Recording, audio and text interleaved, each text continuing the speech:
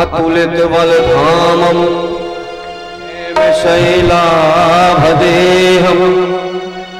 धनुज बल कृशानं ज्ञानिनामग्रगण्यं सकल गुण निधानं वानराणामधीशं रघुपति प्रिय भक्तं वाग्जातं नमामि। मनोजवं मारुततुल्यवेगं जितेन्द्रियं बुद्धिमतां वरिष्ठं वातात्मजं वानरयूथमुख्यं श्रीरामदूतं शरणं प्रपद्ये। बोलिए हनुमान जी महाराज की जय।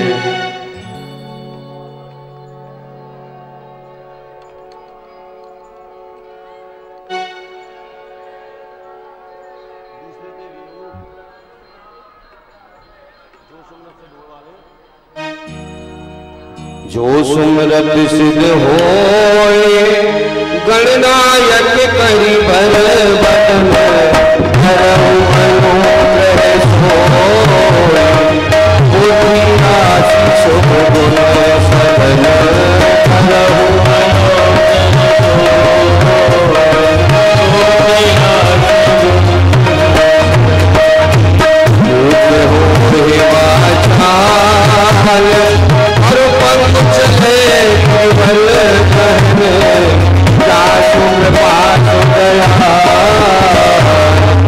बहु सकल कही बल कहन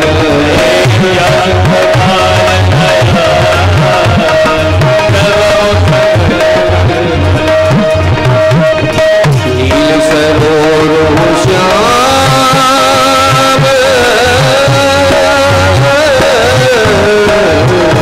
नील सरोवर श्याम करुण अरुण वाणी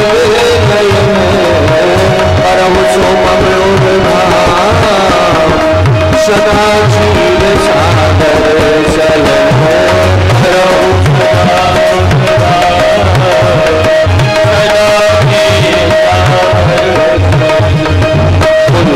हिंद समझे हसिया राम कुमार मण करुणायन चाहे दीन पर करहु कामर भयल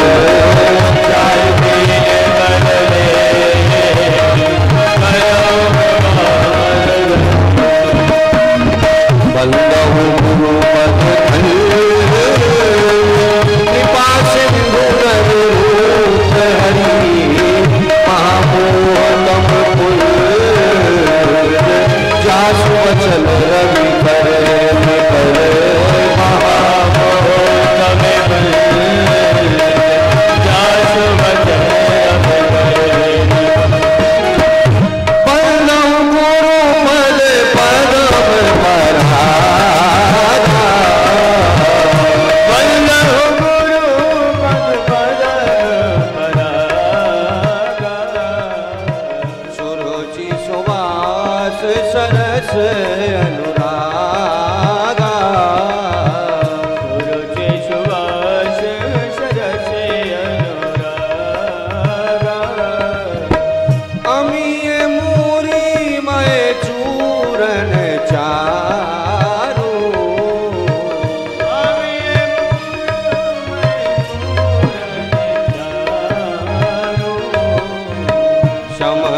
सकल भव रोजी परिवारू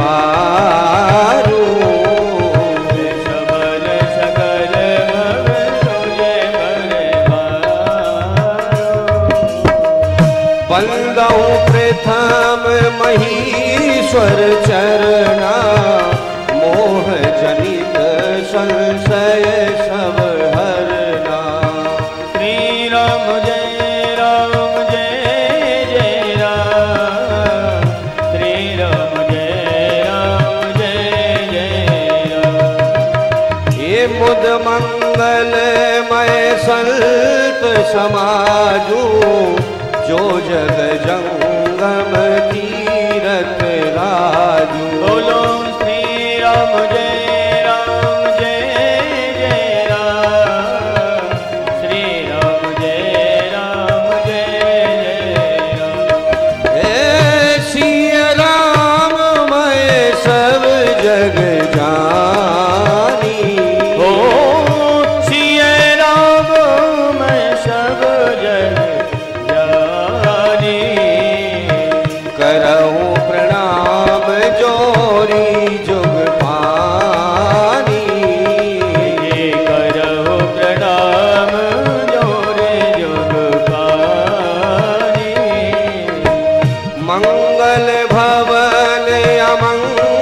बलहारी उमा सहित जेहि जपति पुरारी।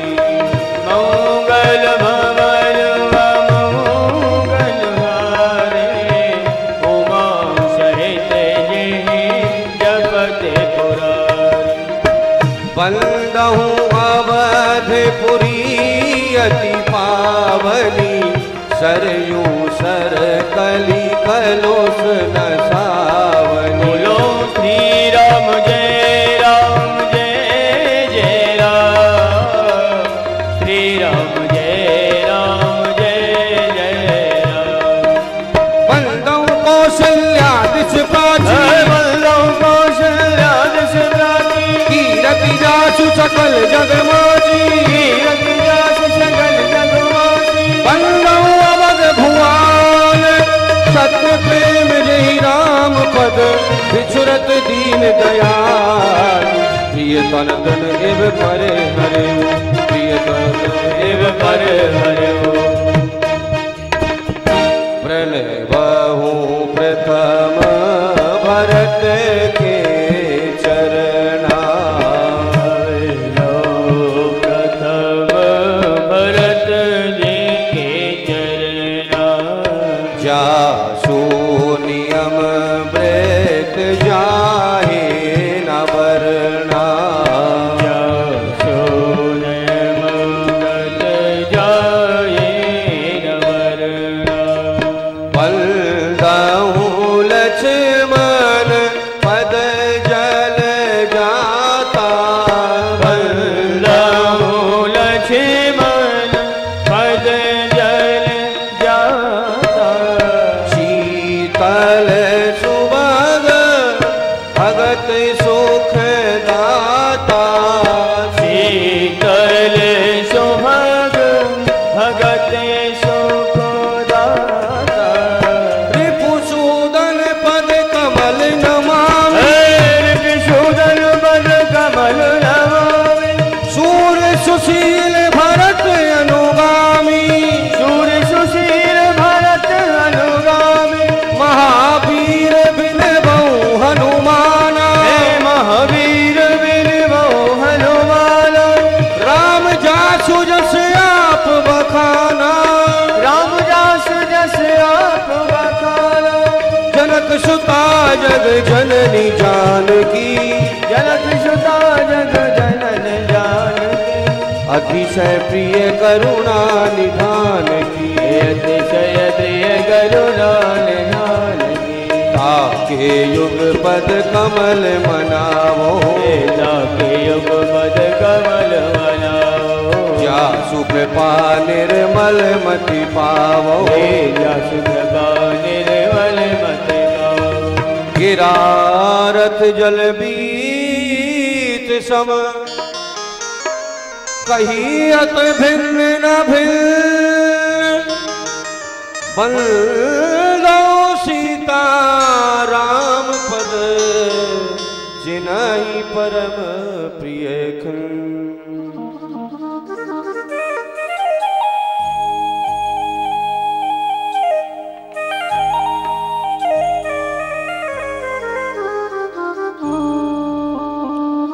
तुलसी कृत रामायण कथा कहूँ अनुसार, सोचि शीतल आसन सुभग आइए पवन कुमार।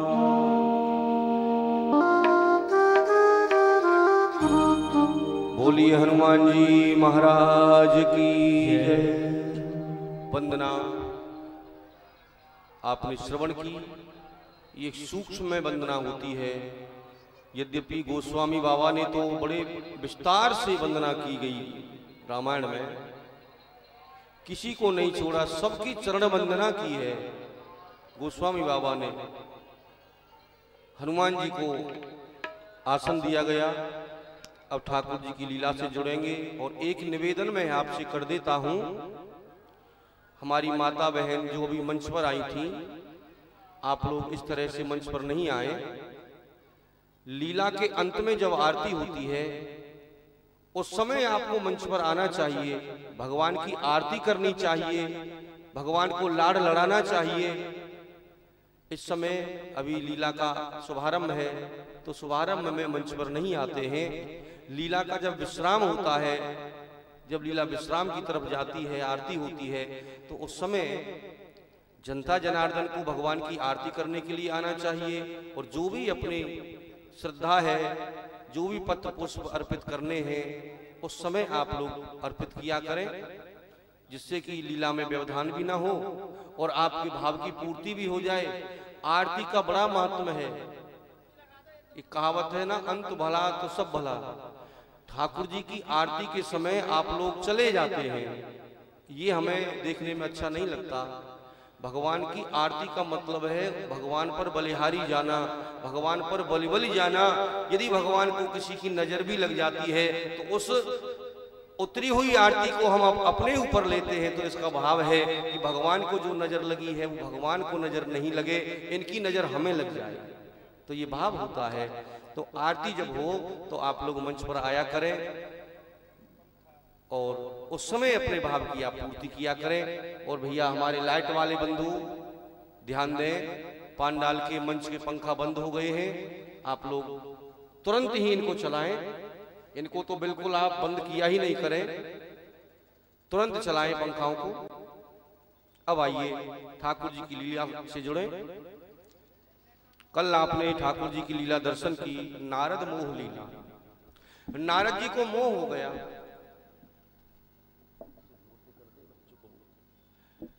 नारद जी को मोह क्यों हुआ? अहंकार अति दुखद डमरुआ। हमारे जीवन में हमने कोई विशेष कार्य किया तो उस विशेष कार्य को करने के बाद में यदि हम ये कह दें कि ये राम जी की इच्छा से हुआ, तब तो कोई बात ही नहीं है। जीवन के प्रत्येक ढंग को आप राम जी पर दे दें। सौंपी है बागडोर अब तेरे हाथ प्यारे, ले जा जिधर जी चाहे हम हैं तेरे सहारे। तो जब हम समर्पित भाव हमारा जब हो जाता है परमात्मा के प्रति, तो परमात्मा प्रति क्षण हमारी रक्षा करते हैं। हम जो भी अपने दिनचर्या में करते हैं, भला बुरा सब भगवान के चरणों में यदि अर्पित कर दें तो फिर कोई दिक्कत ही नहीं रहती है। हमारे भारत में बहुत बड़े संत हुए थे, स्वामी राम तीर्थ। स्वामी राम तीर्थ विदेश यात्रा पर जा रहे थे तो पानी के रास्ते, समुद्र के रास्ते जा रहे थे। पानी का जहाज था, उसमें स्वामी राम तीर्थ बैठे थे और हजारों और भी यात्री बैठे हुए थे उसमें। तो अब क्या होता है, बीच समुद्र में जब जहाज चला गया तो अचानक से मौसम बिगड़ गया, चक्रवात तूफान आने लगा। अब सोचें आप, बीच समुद्र में जहाज पहुंच जाए और चक्रवात तूफान यदि आ जाए तो क्या हालत होगी उन यात्रियों की, क्या हालत होगी। तो अब तो महाराज घबराने लगे, बोले अब क्या होगा? बोले अब तो बस थोड़ी देर में हमारे प्राण चले जाएंगे, ये तूफान इसको घुमा देगा और ये घूम करके डूब जाएगा समुद्र में और सबका राम नाम सत्य हो जाएगा। लेकिन एक उनमें कोई पुरुष बैठा था, उसने कहा भाई घबराओ मत, चिंता मत करो, हमारे साथ में भारत का संत बैठा हुआ है। इस जहाज में एक भारत का संत बैठा हुआ है। जहां भारत का संत बैठा होता है वहां पर दिग्दाह, महामारी, भूकंप आदि आदि ये आदि व्याधि कुछ भी नहीं आती हैं। आप चिंता मत करो, इतने बड़े संत के सानिध्य में हम बैठे हुए हैं। तूफान और जोर से वेग से आने लगा, अब तो घूमने लगा वो जहाज। तो स्वामी राम तीर्थ जी ने क्या किया, बाल्टी उठाई और समुद्र में से पानी भर भर करके जहाज में डालने लगे। डाले जा रहे हैं बाल्टी पर बाल्टी और यात्री देख रहे हैं, बोले ये क्या कर रहे हैं। तो कुछ देर बाद में वो तूफान थम गया, बंद हो गया। अब जब तूफान थम गया तो स्वामी राम तीर्थ जी बाल्टी लेकर के उस जहाज को खाली करने लगे पानी से, उन्हें समुद्र में डालने लगे उस पानी को। अब किसी ने प्रश्न किया स्वामी जी से, बोले स्वामी जी ये क्या कर रहे हैं आप? हम तो ये सोच रहे थे कि भारत का संत हमारे पास में बैठा है, हम पूर्ण तरह से सुरक्षित हैं, लेकिन आप तो उल्टा काम कर रहे हो। जब इस जहाज को बचाने की जरूरत थी उस समय तो आप इस जहाज में समुद्र में से पानी लाला करके भर रहे थे, और जब तूफान थम गया है, अब कोई भी खतरा नहीं है, तब इस पानी को आप बाहर डाल रहे हो, ऐसा क्यों? तो स्वामी राम तीर्थ जी ने कहा, भाई मैं कुछ नहीं कर रहा हूं, मैं तो राम जी की इच्छा है वही तो कर रहा हूं। पहले राम जी की इच्छा थी कि ये जहाज डूब जाए, तो मैं तो उनकी मदद कर रहा था, उनकी सहायता कर रहा था। आप डुबाना चाहते हो, लो मैं मदद किए देता हूं और जल्दी डूब जाए। अब राम जी की इच्छा हो गई कि ये जहाज नहीं डूबे, ये सभी प्राणी बच जाएं, तो फिर उनकी मैं सहायता करने लगा।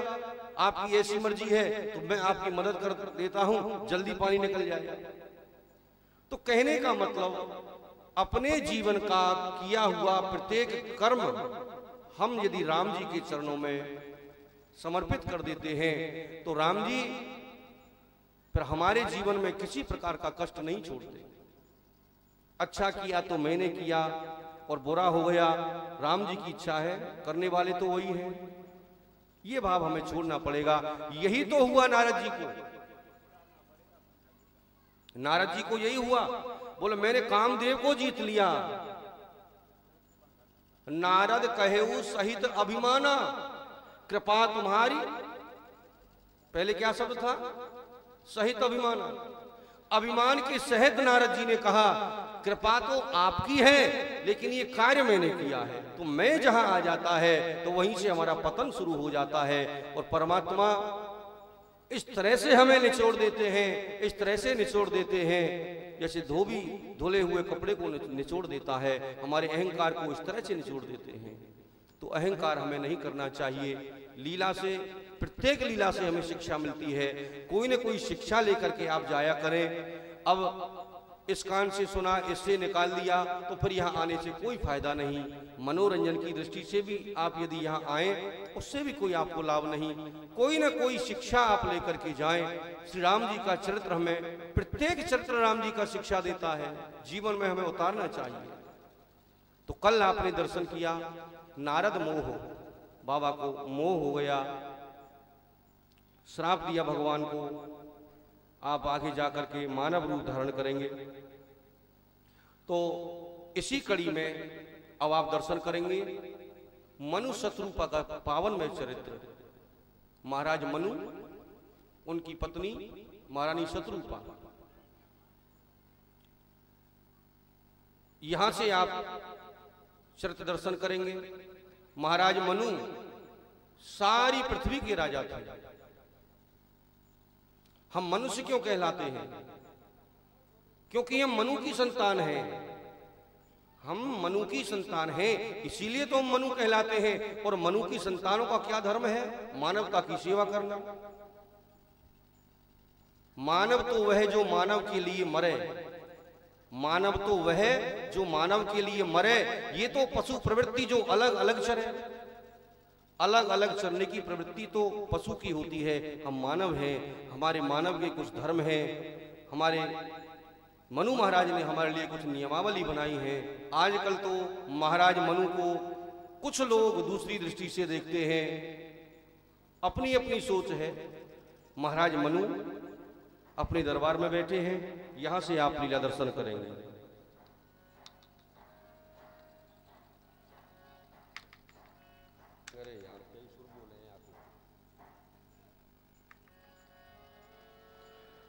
सो में तुम सन कहूं सब, सुन मुनीष मन लाय।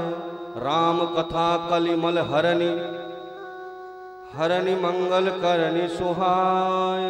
स्वयंभू मनु अरु सतरूपा,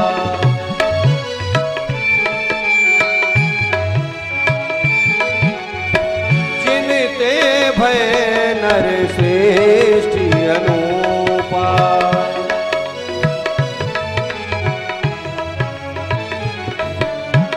दंपति धर्म आचरण नीका, अजहु गाव श्रुति चिनकी लीका नप उतान पाद सुत दासु ध्रुव हरि भगत भयो सुत जासु ध्रुव हरि भगत भयो सुत जासु। बोलिए महाराज मनु की जय हो। धर्म पालक धर्म रक्षक धर्म के अवतार हो। आज महाराज मनु आपकी इस जग में जय जयकार हो। ये शुभ दिन हो, हमारा सफल ये दरबार हो। हम सेवकों की आपके चरणों में वंदना स्वीकार हो। महाराज मनु की जीवन की जय जयकार हो। भय धर्म के उन्नति सकल पाप की क्षय। सभी एक बार बोलेंगे बोलिए विष्णु भगवान की, बोलिए महाराज मनु की जय। प्रजापालक शत्रुधालक धर्म के अवतार हो। आज महाराज मनु आपकी इस जग में जय जयकार हो। बल तेज भी घटाए वह स्वरपद सुरेश का, हमेशा राज यूं ही बना रहे अवध नरेश का। महाराज जय विष्णु।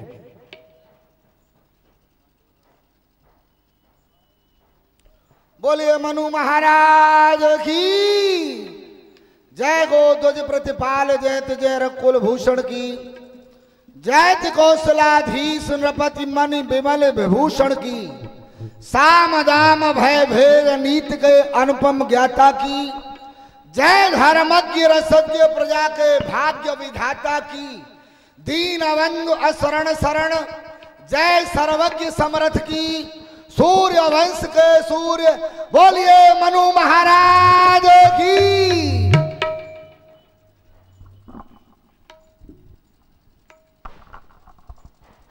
बोलिए नारायण भगवान की जय। नारायण भगवान की जय। गुरुदेव भगवान की जय। मंत्रीवर सर्वप्रथम उस परमात्मा की हम पर बड़ी कृपा है जिनकी दया दृष्टि से ये शरीर हमको प्राप्त हुआ है। फिर हमारे गुरुदेव भगवान हैं, उनकी चरणों की रज से ये राज्य परिवार, ये राज्य सुख हमें प्राप्त हुआ। सभी एक बार प्रेम से एक स्वर में बोले, बोलिए गुरुदेव भगवान की जय हो। मंत्रीवर, वैसे तो आप स्वचाल रूप से चतुर हैं, फिर भी हमारा जो राज्य परिवार है, हमारी प्रजा है, वह भली प्रकार से कुशल मंगल है ना। किसी प्रकार का कोई कष्ट तो नहीं। जो नियम हमने बनाए हैं, गौ सेवा, गौ हमारी एक तरह से माता है जी। जिस प्रकार से हम अपनी माँ का दूध पीते हैं, उनकी हर एक आज्ञा का पालन करते हैं, उसी प्रकार से गौ की भी सेवा करनी चाहिए, क्योंकि उनका दूध हम पीते हैं जी। और कहा गया है गौ के शरीर के अंदर जितने भी देवी देवता हैं सब विराजमान रहते हैं। यदि आपने गौ की सेवा अपने हाथों से स्वचाल रूप से की, तो ये समझो कि आप जितने भी प्रकार के देवता हैं जिनको आप जानते नहीं हैं, वो सभी देवता आपकी सेवा को सहज रूप में स्वीकार कर रहे हैं। और प्रथम हुआ गौ सेवा, दूसरी ब्राह्मण सेवा जी। जो विद्यालय में ब्राह्मणों के बच्चे पढ़ रहे हैं, उनकी सेवा करना चाहिए, ब्राह्मणों की सेवा करना चाहिए। फिर यज्ञ आदि करवाने चाहिए। कहा गया है यदि हम धर्म की रक्षा करेंगे तो कभी संकट हमारे ऊपर आए या हमारे परिवार के ऊपर आए तो वह धर्म जिसकी हम रक्षा करते हैं, उसकी सेवा करते हैं, वह बुरे समय में हमारी रक्षा अवश्य करेगा। उदाहरण के रूप में मान लीजिए एक व्यक्ति है जी, जो समाज में सम्मान पाता है।